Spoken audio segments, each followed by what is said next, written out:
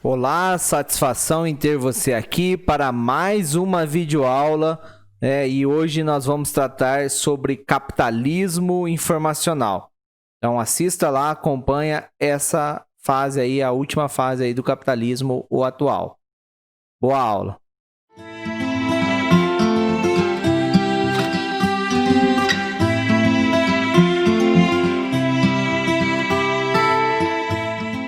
Capitalismo informacional.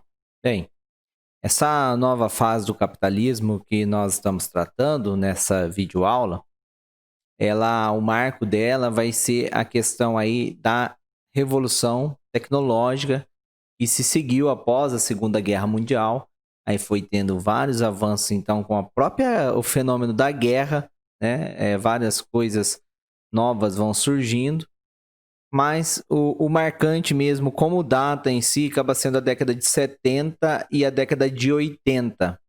A década de 70 e 80. E aí essas mudanças, né, que vão caracterizar essa nova fase do capitalismo é porque o avanço tecnológico foi tão grande que cada produto novo agora tem um grau de conhecimento muito maior. Então essa revolução ela vai em todo quanto é nível, tanto no aumento da produção, quanto a aceleração dos fluxos de mercadorias, fluxo de pessoas, fluxos de informação, tudo isso. Então aí uma fase, né, que vai caracterizar o que é chamado de terceira revolução industrial, ou, né, também chamada aí de revolução técnica, técnico-científica ou informacional, ou técnico-científico informacional, tudo junto aí, né?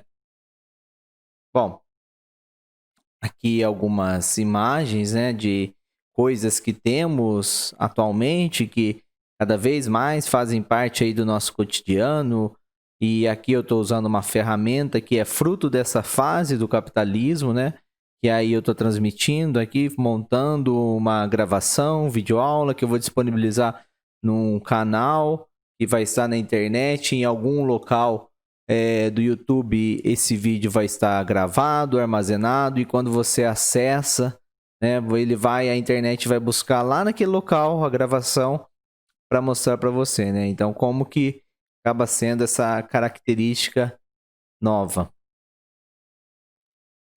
Continua ainda, né? Conglomerados e grandes corporações continuam tendo influência nessa fase do capitalismo, que era o que vinha anterior, né? Da fase do capitalismo financeiro monopolista. Então, continua tendo grandes empresas, né?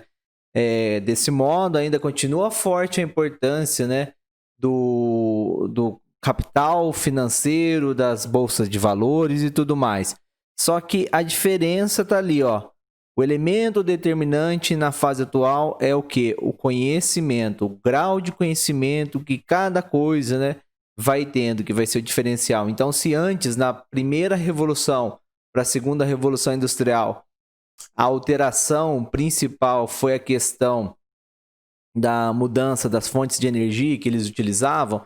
Se antes usava, né, no caso da primeira revolução, a energia obtida aí das máquinas, né, movida aí máquinas a vapor, no caso o carvão mineral era uma fonte aí, né, para esquentar as caldeiras das máquinas, e aquelas máquinas, né, o vapor ali, aquela pressão fazia todo o mecanismo acabar atuando. Ou também mecanismo de energia hidráulica aí, como roda da água, esses tipos.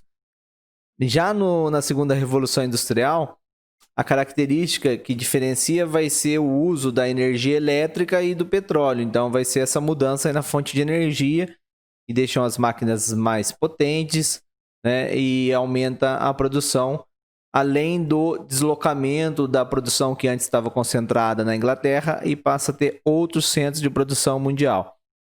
Só que agora, essa terceira fase já não é a mudança em si nos modos, na fonte de energia, não.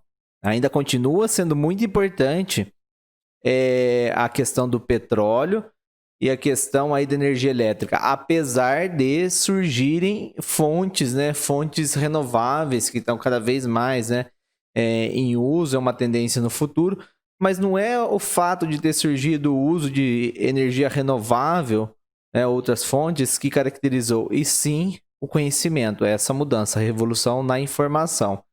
Então, o grau de conhecimento em objetos simples, né, vai ser muito grande, né? E aí eu vou até comentar um caso disso nesse texto. Veja só.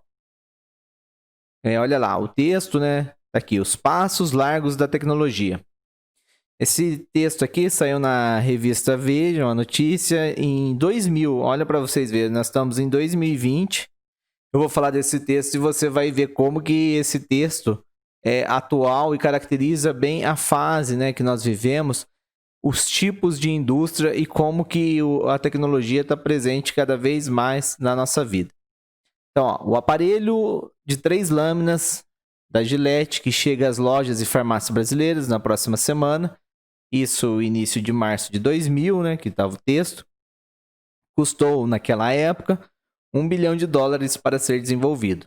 Hoje ele é produzido em Boston, nos Estados Unidos, numa fábrica em que apenas 5 pessoas trabalham na linha de montagem totalmente automatizada. Olha que coisa, tá falando aí, né, daquele Gillette Mach 3, quando surgiu aí a fábrica com apenas 5 pessoas, produzia para o mundo todo, né, aquela lâmina. Então aí a gente vai ver qual que é a característica, né? Olha lá, o resultado é que o consumidor poderá ter no banheiro da sua casa um equipamento cujo refinamento tecnológico é mais apurado do que de uma Ferrari, né? Para cortar bem, uma lâmina de barbear tem que ser muito delgada, muito fina.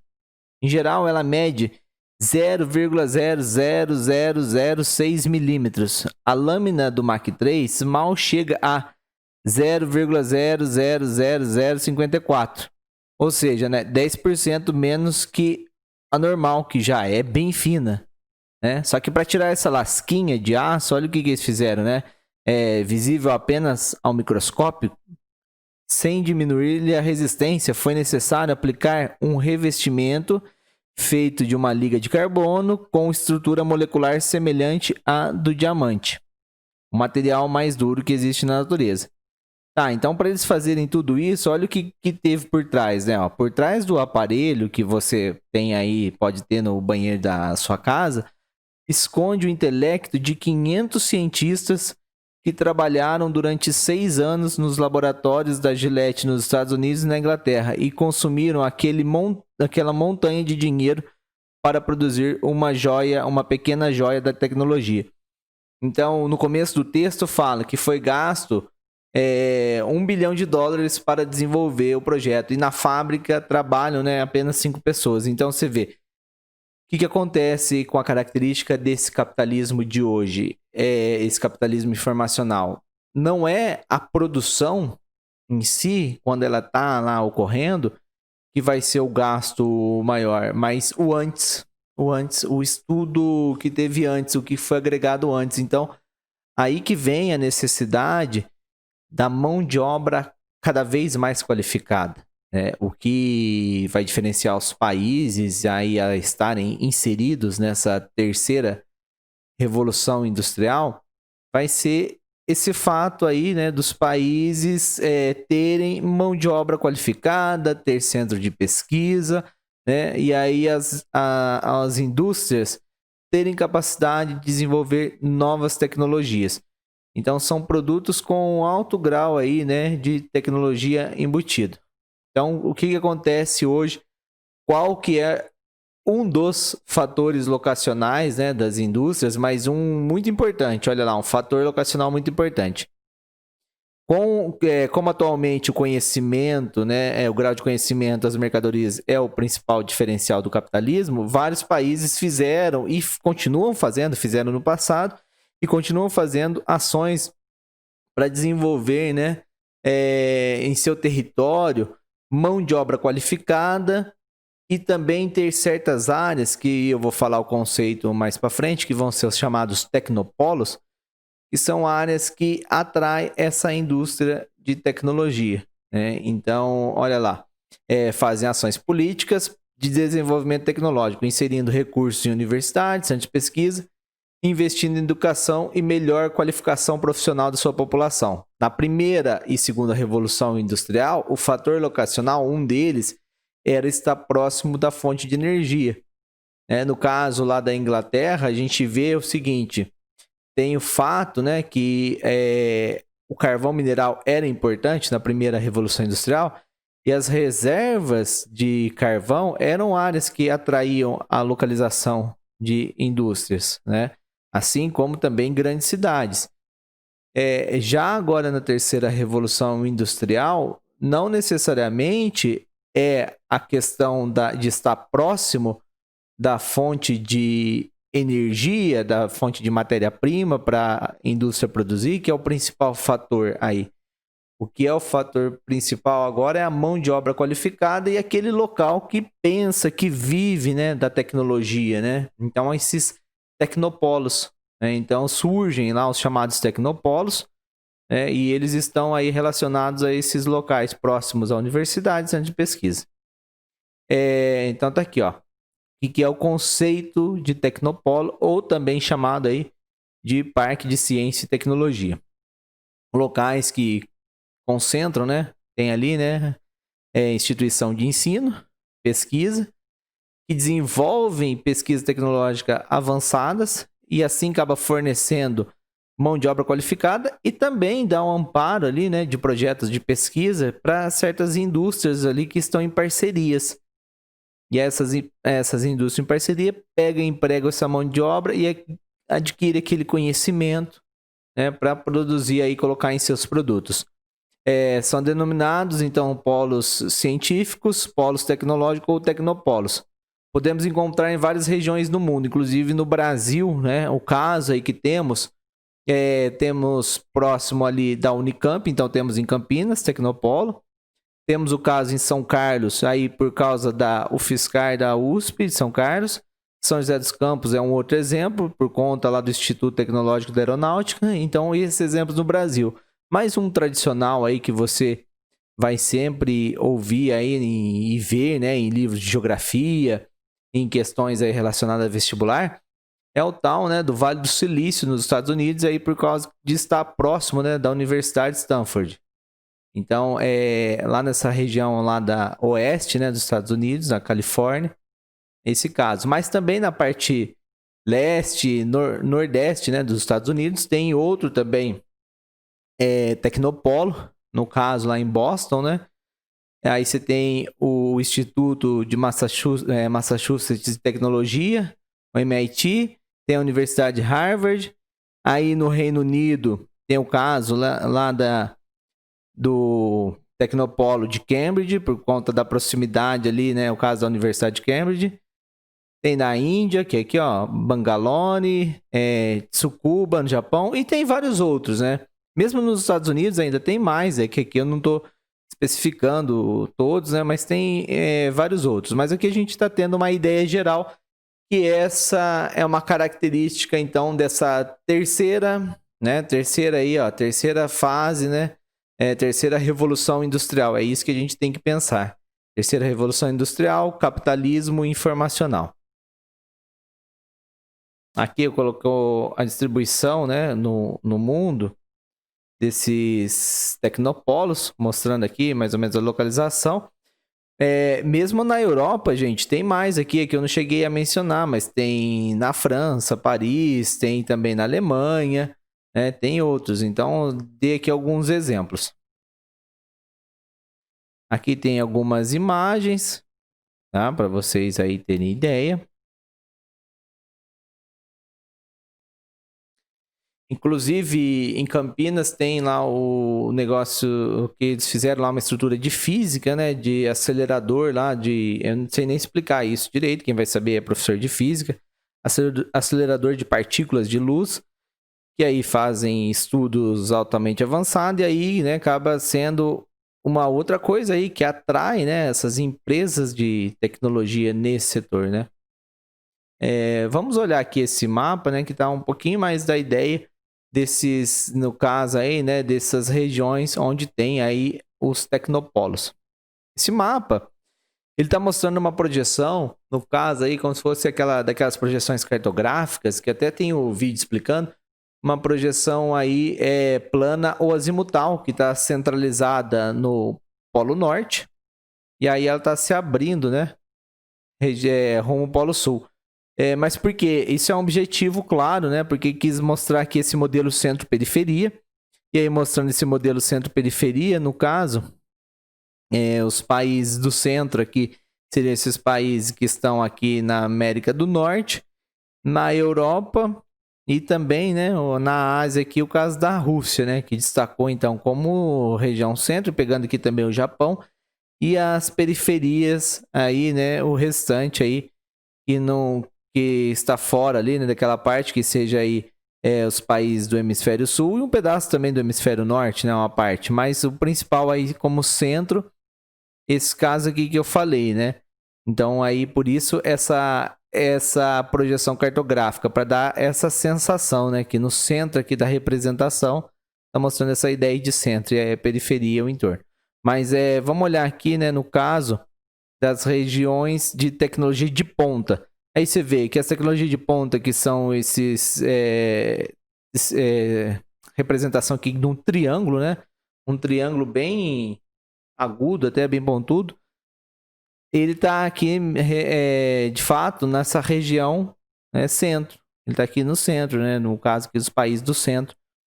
Em compensação, tem esse pingo verde, que é essa bolinha verde, que são regiões industriais, mas de tecnologia intermediária, e aí encontram, né, na periferia. Então, aí, justificando esse modelo centro-periferia, uma das características que mantém essa desigualdade entre os países hoje é a questão aí de quanto que se dedica à tecnologia, quanto que investe na produção de mão de obra qualificada e em pesquisa, né? Então é esse fato. Olha só esse mapa, né, para continuando esse assunto. Veja só. Classificar aqui os países quanto ao desenvolvimento tecnológico. A cor mais escura, maior desenvolvimento, classificação. E as cores mais claras, menor desenvolvimento. E aí você vê como que os Estados Unidos, os países da Europa, ali alguns da Europa, né, estão mais fortes na classificação. O Japão, a Coreia do Sul, né, mas agora você vê também aí aqueles que são mais excluídos, né, dessa questão aí do desenvolvimento tecnológico, aqueles que produzem menos tecnologia, ou seja, são dependentes, né, muito dependentes de outros. Aí você tem praticamente toda a África, o Oriente Médio. Ali, no caso da Ásia, você tem uma parte do sudeste da Ásia. Tem também a Mongólia, né? E aí esses casos. Você vê também lá no caso, depois do Canadá, você vê a Groenlândia. Mas ali a Groenlândia, né? No caso, ela participa da Dinamarca. Então, ali que é complicado essa situação. Aí vai ser a Dinamarca que tem que olhar no dado. O Brasil está numa posição intermediária, ou seja, ele não está péssimo, né? Não, mas ele também, né, tem muito a melhorar, tem muito, precisa investir muito ainda em tecnologia, muito na formação de jovens e como mão de obra qualificada, né, para avançar aí nessa terceira revolução industrial. Olha só, vou falar agora de um outro conceito bem interessante, preste atenção, né? Esse conceito, teleporto ou porto de telecomunicações. Devido à característica, né, do capitalismo informacional, a característica dele da informação ser um elemento aí importante, a informação, o conhecimento, surgiram, né, em algumas cidades já há algum tempo certos prédios ou conjunto de prédios que possui ali, né, provedores ali de rede ali de conexão com a internet muito mais fácil ou dinâmico, melhor, no caso para a empresa que trabalha com dados, né? É nesse sentido, né? Não é para pensar assim, uma conexão mais fácil de chegar lá com o meu celular, vou estar conectando no Wi-Fi melhor, não é nesse sentido. É um caso ali, ó, é um núcleo provedor de serviço eficiente com custo-benefício de alta performance voltado para empresas que demandam grande conectividade em banda larga, tanto local quanto a longa distância, serviço de satélite, fibra ótica, ondas curtas e outras coisas de rede. Então são empresas que trabalham na área de telecomunicação ou depende muito, né, de informação na área de telecomunicação. E aí, juntas, elas têm ali, né, equipamentos que sozinhos seria bem mais complicado. E aí, com isso, elas conseguem, né, ter aí, né, vantagem para competir melhor nesse mundo, né, nesse mundo atual do capitalismo informacional, nesse mundo cada vez mais interconectado. Olha só, continuando só como um exemplo, né? Vamos pensar o seguinte: imagina se cada empresa que exporta produtos, que produzem aqui do Brasil, exporta para outros países, tivesse que ter um porto. Seria complicadíssimo, né? Se cada empresa teria que ter um porto, mas tem uma estrutura que é um porto que beneficia, né? Aqueles que precisam exportar, e aí acaba sendo muito melhor. Uma estrutura que usa-se em conjunto, e tem as empresas responsáveis por fazer essa parte de exportação e tudo mais.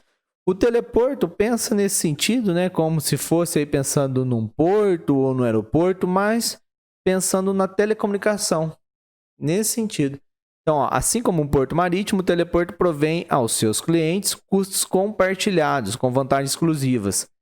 Esta relação de custo e benefício garante uma grande economia de escala, a exemplo do que já foi comprovado nos demais teleportes existentes em outros países.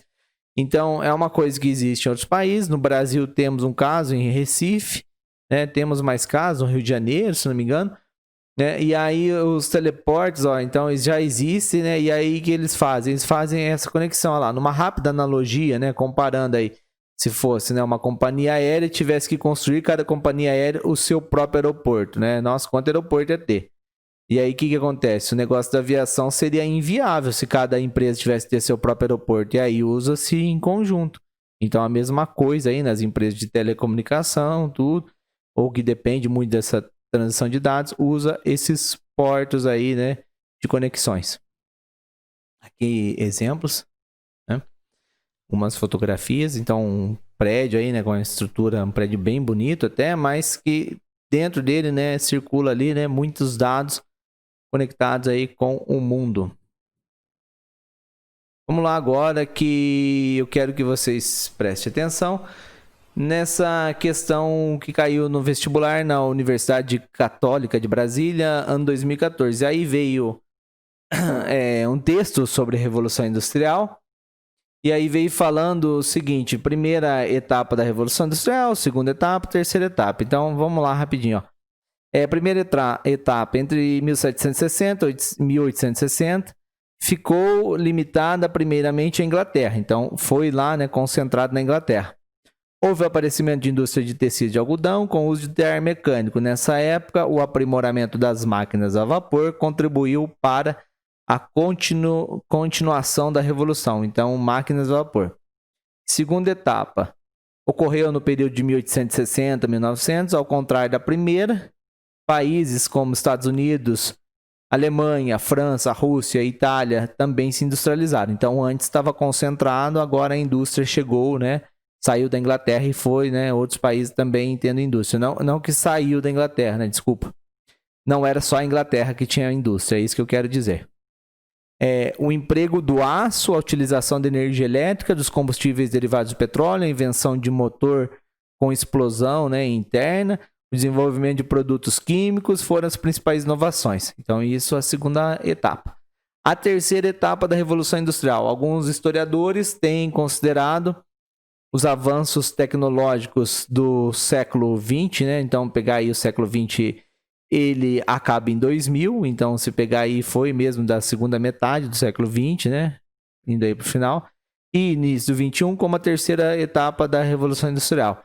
Computador, fax, engenharia genética, o celular, são exemplos de inovações. E aí, gente, deixa eu falar rapidinho aqui.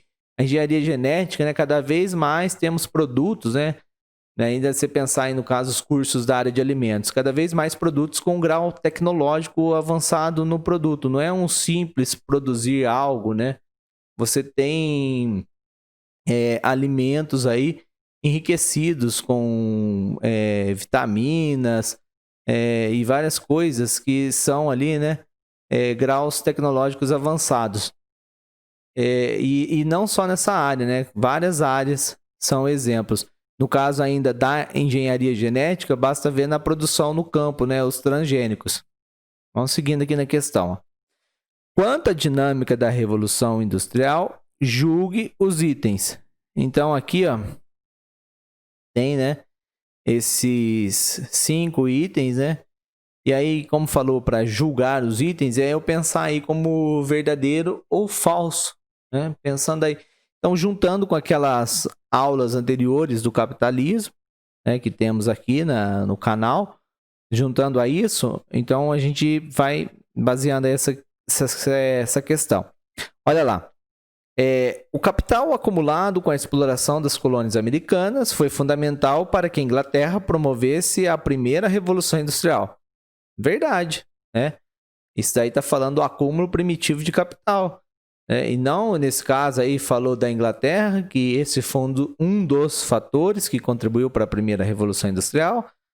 E aí aquela fase, né, de acumular esse recurso foi lá o chamado capitalismo comercial. Segundo, a Revolução Industrial foi também uma evolução energética. A descoberta de novas fontes de energia impulsionou e revolucionou a produção fabril. Verdade, né? Novas fontes de energia foram utilizadas e caracterizaram aí mudanças na Revolução Industrial. Com o advento da terceira Revolução Industrial, a exploração da mão de obra chegou ao fim. O desenvolvimento tecnológico atual exige trabalhadores qualificados e bem remunerados. Olha só, tem contradições aí. A exploração da mão de obra não chegou ao fim, ainda existe, né? Não é tudo máquinas que fazem, e mesmo as pessoas precisam aí controlar máquinas. O desenvolvimento tecnológico exige trabalhadores qualificados? Sim, né? Os melhores salários, os melhores trabalhos vão estar aí com quem tem maior qualificação, sim. Essa é uma característica, inclusive precisa de mão de obra qualificada, formada, né? Então é uma exigência aí para o país se inserir na terceira Revolução Industrial. Se o país não quer ficar para trás dos outros, né, precisa investir bastante na educação de qualidade. Então o desenvolvimento tecnológico atual exige trabalhadores qualificados e bem remunerados, sim, para esse grupo. Mas o começo ali que está errado, né?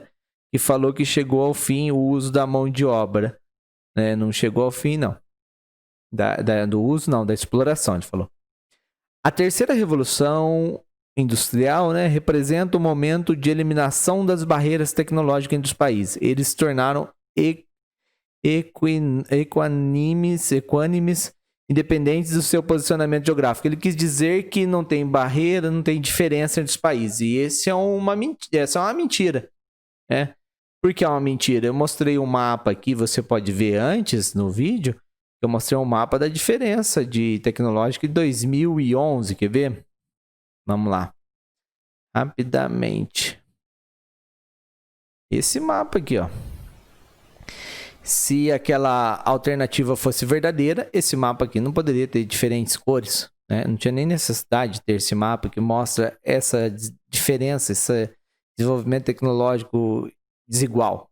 Então, não é assim, pelo contrário, né? Cada vez mais tem países tendo uma dependência tecnológica de outro. E isso é complicado, porque essa é uma marca da desigualdade no mundo hoje, no mundo atual. Isso comparando países, porque quando a gente compara pessoas, né, a marca da desigualdade hoje é a exclusão digital. E isso basta ver o problema que nós enfrentamos atualmente, quando as pessoas precisam trabalhar de forma remota, precisam acompanhar a aula de forma remota, e aí tem a questão aí do acesso a essas tecnologias. Isso é uma barreira, e eu não estou falando só no nosso caso, eu estou pensando a nível do Brasil, né? Pensa a nível do Brasil, pensa a nível do mundo, como que está sendo essa desigualdade das pessoas de acesso às tecnologias, né, da informação, e isso criando uma barreira aí que vai se refletir, né, na frente aí, que já está se refletindo, né, a questão do acesso à exclusão digital. Então, uma forma aí de exclusão da atualidade, né, na sociedade. O quarto aqui, ó, o Brasil, né? Quarto, mas é o quinto, na verdade, é o número 4, que começou no 0. O Brasil, em função do seu posicionamento na divisão internacional do trabalho, participou ativamente da dinâmica das 3 revoluções. Opa! Errado aí, falso também, né? Então, o anterior estava falso, né, que eu falei, porque os países não estão iguais e o Brasil não participou ativamente da dinâmica das três revoluções. Ativamente, seria aí o que foi condutor. No início foi o Reino Unido, principalmente, né?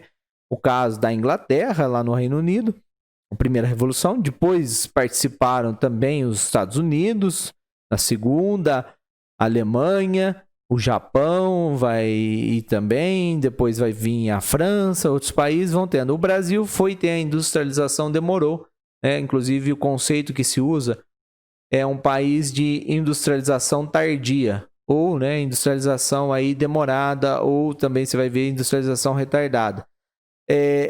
E a terceira revolução, isso que eu tô falando, né, que a gente atrasou para se inserir, a gente se insere já na época que vai vir a segunda revolução. E hoje a terceira revolução industrial, esse caso é bem complicado, né, porque depende da tecnologia. Então, esse é um atraso também no Brasil, né? Esse avanço tecnológico é um atraso, porque tem coisas que produzimos, tem tecnologias que produzimos sim, mas não é o principal no Brasil. Ele depende também de comprar muitas coisas importadas. E basta ver, né, como que a questão aí, né, da exportação e da importação de produtos de eletrônica, né? A gente tem que importar muitas coisas. E outras áreas também. Então, essa daqui, né, acaba sendo falso no julgamento. Vamos lá agora, numa próxima. Essa daqui caiu, né, no caso da Universidade Estadual de Feira de Santana, no estado da Bahia, 2017. Vai lá, ó. Capitalismo informacional. Essa fase também é chamada de capitalismo do conhecimento. Um nome bem apropriado, né? Capitalismo do conhecimento, porque é isso, né, que caracteriza. Tá lá, ó, é marcado pelo acúmulo de riqueza por meio do conhecimento. Teve início com a intensificação da globalização da economia e com as inovações tecnológicas. É considerada a terceira revolução industrial. Esse tipo de capitalismo é muito visto, né, no Vale do Silício, nos Estados Unidos. Olha lá, ele colocou então, né, um tecnopolo, ele falou, né, no caso. Adota-se o neoliberalismo para minimizar as barreiras aos fluxos globais. Nessa fase do capitalismo, dá-se grande importância à especialização da mão de obra. Ele falou ali do sistema econômico ali, né? Uma ideia ali que é o neoliberalismo, seria aí o novo liberalismo econômico. E ele explicou até por quê, né? Pensando em quê? Em diminuir as barreiras dos fluxos globais. Existe, né, uma discussão aí, né, porque teve durante a fase do capitalismo comercial, houve, por conta de uma crise no capitalismo, um outro modelo, né, um outro modelo aí econômico que falava sobre a intervenção do Estado, que é o chamado keynesianismo. Então você pode pesquisar depois sobre isso.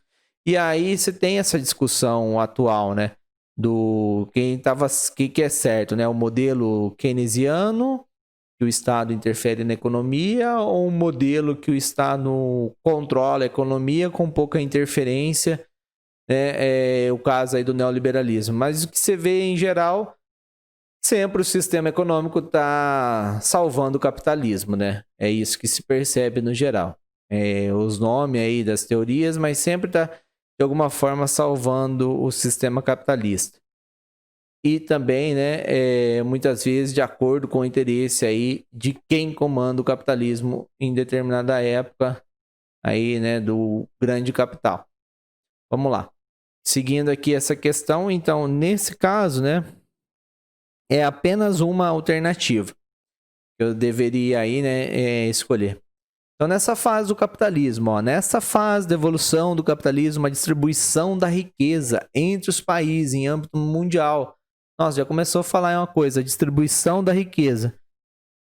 já dá para pensar, né? Na distribuição da riqueza é desigual, né? Então, ó, mantém-se inalterada, concentrando nos países que originalmente se beneficiaram com a primeira revolução industrial e também com os ganhos decorrentes do imperialismo, de explorar áreas coloniais e tudo mais. Essa alternativa tá muito boa, né? Mantém-se inalterada, que quis dizer no sentido da estrutura. Vamos ver as outras. Ampliou-se consideravelmente, então, ó, distribuiu-se bastante a riqueza, alcançando regiões do mundo antes exploradas pelo capitalismo industrial, a exemplo dos países do sul da África. Olha, então ampliou-se bastante a distribuição de riqueza, alcançando principalmente, né, regiões que estão excluídas. Olha que mentira, né, essa alternativa. Tem sido beneficiada com a globalização, visto que a livre circulação dos negócios contribui para a elevação do nível de vida nos países do mundo. Olha, gente, livre circulação dos negócios é mentira, porque os países criam barreiras aí chamadas, né, de protecionismo. Os países fazem acordo, muitas vezes facilitando a entrada de determinada mercadoria, mas também impedem outras, né? Basta ver uma discussão aí recente no campo aí da tecnologia do 5G, né? Que aí tem caso de países bloqueando a entrada daquela tecnologia de empresas chinesas, né? Por quê? Porque está concorrendo ali, né? Tem empresa de um outro país e aí fica, né? Esse rolo, né? Então você vê que não é assim que fala que circula livremente os negócios. O quarto item ali. Tem alcançado os países subdesenvolvidos, onde a elevação e ampliação do conhecimento alcançam indistintamente todas as classes sociais. Nossa, olha só. Então, a distribuição da riqueza tem alcançado os países que são pobres. Então, não tem nem por que ser mais pobre, né? Vocês já estão alcançando essa riqueza, né? Então, esquece que eu falei aqui, né? Onde elevação e ampliação do conhecimento alcançam todas as classes sociais. Então, não vai ter mais diferença de classes sociais, porque está todo mundo com o dinheiro, segundo essa questão aqui, né? E isso no ano de 2017. Então, nós estamos aí, ó, esperando aí 3 anos, cadê esse dinheiro? Vamos na próxima, então. Depende da formação étnica dos habitantes de cada país, sendo mais consistente nos países do mundo onde a mestiçagem é menos intensa. Então distribuiu a riqueza e aí depende da questão de etnia, né? Não tem nada a ver isso. Então, na verdade, a única aí, né, que se mantém, né, é a que começa lá, mantém-se praticamente inalterada. Então, é essa a alternativa. Então foi isso, né? Foi essa ideia que eu quis passar para vocês aí do capitalismo informacional. Então a gente encerra a série sobre capitalismo com essa videoaula. Eu tenho as outras que vai falando ali da evolução. Então dessa parte, né, a gente encerra. Vamos continuar tratando de assuntos que se relacionam. Então você teve aí uma breve aí, né, uma breve ideia de cada fase. Tá? Então, quem está com dúvida, volta lá naqueles vídeos anteriores, acompanha, e esse daqui é a sequência.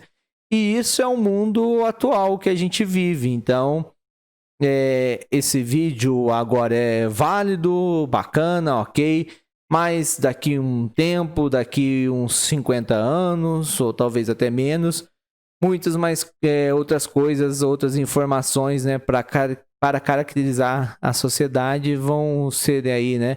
Vão surgirem e aí vão fazer parte dos estudos da geografia. Né? Então é isso. Muito obrigado aí. Né? Obrigado pela sua atenção e bons estudos.